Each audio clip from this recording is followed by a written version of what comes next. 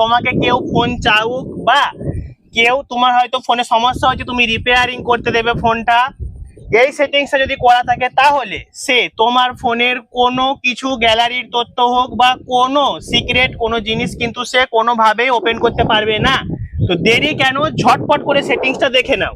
একদম, মানে নতুন ফোন যেমন হয়, নতুন ফোনে যেমন গ্যালারিতে কিছু থাকে না বা হোয়াটসঅ্যাপে কিছু থাকে না, পুরো সেই রকমই একদম নতুন ফোনের মতো করে তুমি ফোনটা দেবে।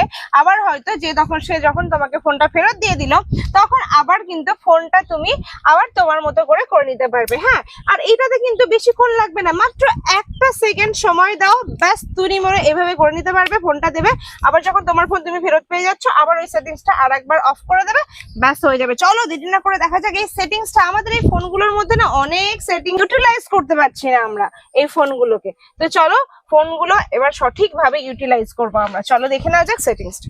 এর জন্য সবার প্রথমে চলে যাব সেটিংসে যাওয়ার পরে একটু স্ক্রল ডাউন করে নিচের দিকে আমরা চলে আসবো। এখানে কিন্তু আমরা একটা অপশন পেয়ে যাব ইউজার্স অ্যান্ড অ্যাকাউন্টস, এখানটায় টাচ করে নাও। অনেকের ফোনে কিন্তু এটা শুধু ইউজার্স বলেও লেখা থাকতে পারে, তোমরা একটু খেয়াল করে দেখে নেবে।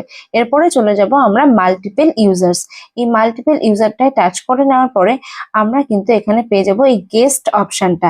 এই গেস্ট অপশনটায় টাচ করে নিলে দেখো আমরা এখানে পেয়ে যাচ্ছি সুইচ টু গেস্ট, এই অপশনটায় টাচ করে দিলেই কিন্তু আমাদের একদম গেস্ট মোডে চলে যাবে।